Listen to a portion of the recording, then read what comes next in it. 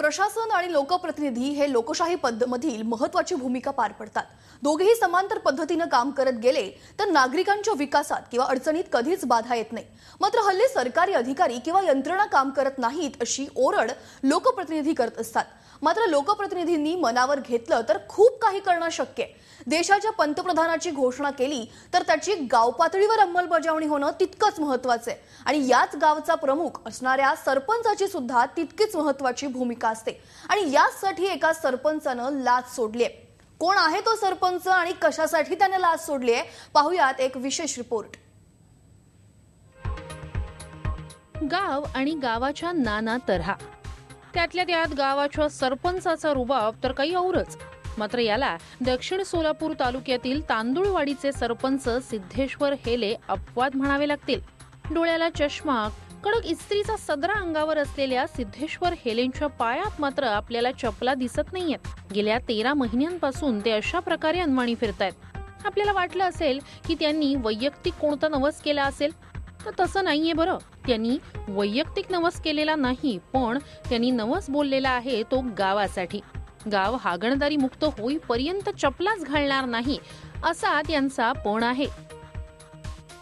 कार्यक्रमामध्ये मी त्यांच्या शिवसमोर आणि जिल्हा परिषद अध्यक्षाच्या समोर मी पण केला की तिथं आम्हाला स्वच्छतेच्या बाबतीत माहिती देत असताना मी तिथंच लगेच निर्णय घेतला आणि शिवसाहेबांना म्हणलं, संजय शिंदेला म्हणलं की मी आजपासूनच माझं गाव जोपर्यंत हागणदारीमुक्त होत नाही तोपर्यंत मी माझ्या पायात चप्पल घालणार नाही अशी त्यांच्या समोरच तिथं शपथ घेतली आणि तिथंच जागेवर मी चप्पल तिथंच सोडला आणि मी तसंच निघून आलो। तेव्हापासून आज तागायत मी गाव हागणदारी होण्यासाठी आटोकाट प्रयत्न करत आहे।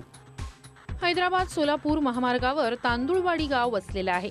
गावची लोकसंख्या 3000 आहे। मात्र गाव स्वच्छतेच्या बाबतीत मागेच होतं, त्यामुळे आरोग्याच्या तक्रारींमध्ये वाढ झाली होती।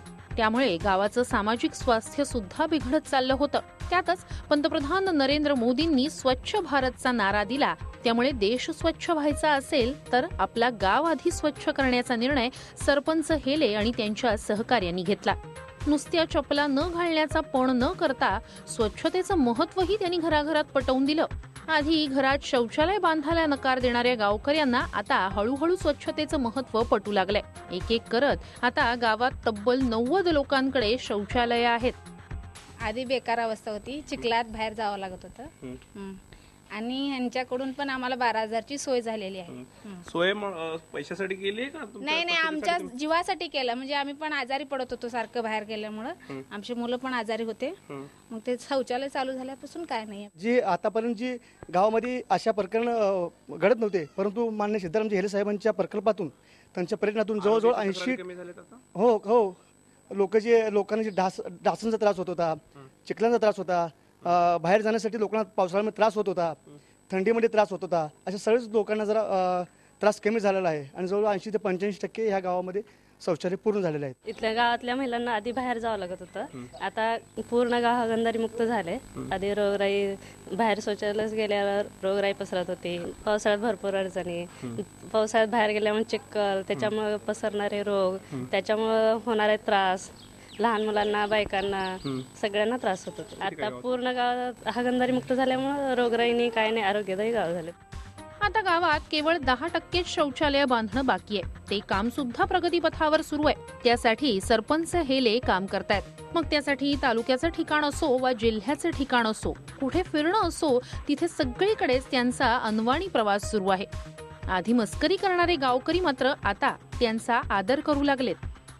त्यांनी स्वतः लाच सोडली ना, गाव जर लाज नाही बाळगत राहिलं तर स्वतः त्यांनी लाच सोडली। म्हणलं गावाने 100% शौचालय झाल्याशिवाय मी चप्पल घालत नाही। प्रत्येक ठिकाणी आज ती कुठं मुंबईला असतील, कुठं बाहेर कुठं पण जात असतील किंवा पूर्ण महाराष्ट्राच्या कानाकुठं कुठे गेले असतील तर आज त्यांनी बिना चप्पल हिंडतात। अनेक लोकांना पद मिळाल्यानंतर काही लोक पद ही लोकांच्या साठी असतात हे विसरून जातात। मात्र त्याला सरपंच सिद्धेश्वर हेले अपवाद म्हणावे लागतील। रोहित पाटील, TV9 मराठी, सोलापूर। आणखी महत्त्वाच्या घडामोडी जाणून घ्यायच्यात, मात्र इथे घेतोय छोटासा ब्रेक। पाहत रहा TV9 मराठी।